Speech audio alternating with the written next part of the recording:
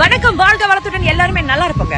நம்ம கடந்து போற பாதை, நடந்து போற பாதையும் நம்ம வாழ்க்கையும் ஒண்ணுங்க. ஆமா, நம்ம நடந்து போற பாதையில முட்கள் இருக்கும், கற்கள் இருக்கும், நம்ம கால பதம் பார்க்கும், திடீர்னு சரிக்கடிச்சு விழுவோம், வலிக்கடிச்சு விழுவோம். அந்த வழியில நாம அழுது துடிப்போம். அந்த வழி நமக்கு மட்டும் தான் தெரியும் இல்லையா? இப்படி கடந்து போற பாதையில நிறைய போராட்டங்கள் இருக்கும். சில நேரங்கள் நம்ம கடந்து போற பாதையில ஏன் விஷ ஜந்துக்கள், விஷ பூச்சிகளை கூட நம்ம சந்திப்போம். அதையும் கடந்து போக நாம முயற்சி செய்வோம் இல்லையா? இந்த மாதிரி தான் வாழ்க்கையிலயும் பல பிரச்சனைகளையும் பல வேதனைகளையும் கடந்துதான் நம்ம போயிட்டு இருக்கிறோம் இல்லையா? இப்படி போயிட்டே இருக்கிற தூரத்துல நம்ம லட்சியத்தை அடைய காத்து கொண்டிருக்கிற வேலையில நம்ம மனசு கொஞ்சம் அப்படியே சோர்வடைஞ்சிரும். நம்ம மனசு அப்படியே கொஞ்சம் ஐயோ துணிவில்லாமல் இருக்கும். போதுண்டா சாமி, இன்னும் எவ்வளவு தூரம் தான் நடக்கிறோம் போயிட்டே தான் இருக்கும். ஆனா இன்னமும் லட்சிய பாதையை அடையல, இன்னும் நம்ம லட்சியத்தை எட்டவே இல்ல, தொடவே இல்ல. திரும்பி போயிருவோண்டா, இந்த வாழ்க்கையே வேணாண்டா அப்படின்னு நமக்கு தோணும். அப்ப என்ன பண்ணுவோம்? அந்த சோர்வடைஞ்சிருக்கிற வேலையில அப்படி திரும்பவும் வந்த பாதையிலே நடக்க தொடங்குவோம். ஆமா, அந்த வந்த பாதையில எவ்வளவு இன்னல்கள், எவ்வளவு அவமானங்கள், எவ்வளவு போராட்டங்கள், எவ்வளவு வலி வேதனையை வந்து சந்திச்சுதான் அந்த பாதையில நடந்து வந்தீங்க. இப்ப திரும்பவும் அதே வலி, அதே போராட்டம், அதே மன போராட்டத்தை சந்திக்கணும்னு திரும்பி போறதுக்கு இருக்கிற தைரியம் ஏன் திரும்பி இன்னொரு 10 அடி எடுத்து வச்சு முன்ன போய் என்னதான் நடக்குதுன்னு பாக்குறதுல இல்ல. திரும்பி போறதுக்கு இருக்கிற தைரியம் இன்னும் கொஞ்சம் தானே, அதையும் பாத்துருவோன்னு அந்த சாதிக்கிறதுல ஏன் இல்ல, அந்த வெறி ஏன் இல்ல?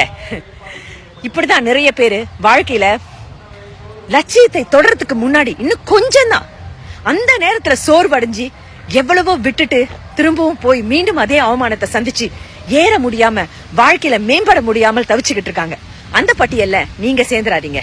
முன் வைத்த கால பின் வைக்காதீங்க.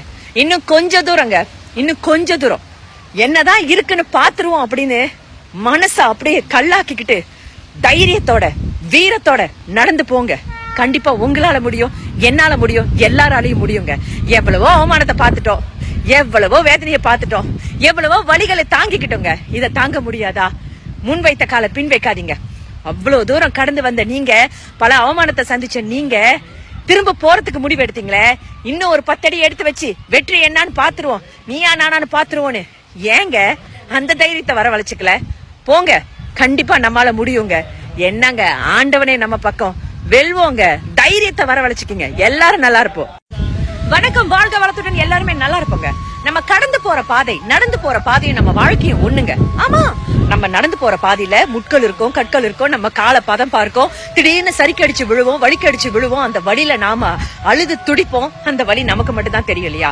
இப்படி கடந்து போற பாதையில நிறைய போராட்டங்கள் இருக்கும். சில நேரங்கள் நம்ம கடந்து போற பாதையில ஏன் விஷ ஜந்துக்கள், விஷ பூச்சிகளை கூட நம்ம சந்திப்போம். அதையும் கடந்து போக நாம முயற்சி செய்வோம் இல்லையா? இந்த மாதிரி தான் வாழ்க்கையிலயும் பல பிரச்சனைகளையும் பல வேதனைகளையும் கடந்துதான் நம்ம போயிட்டு இருக்கிறோம் இல்லையா? இப்படி போயிட்டே இருக்கிற தூரத்துல நம்ம லட்சியத்தை அடைய காத்து கொண்டிருக்கிற வேலையில நம்ம மனசு கொஞ்சம் அப்படியே சோர்வடைஞ்சிரும்.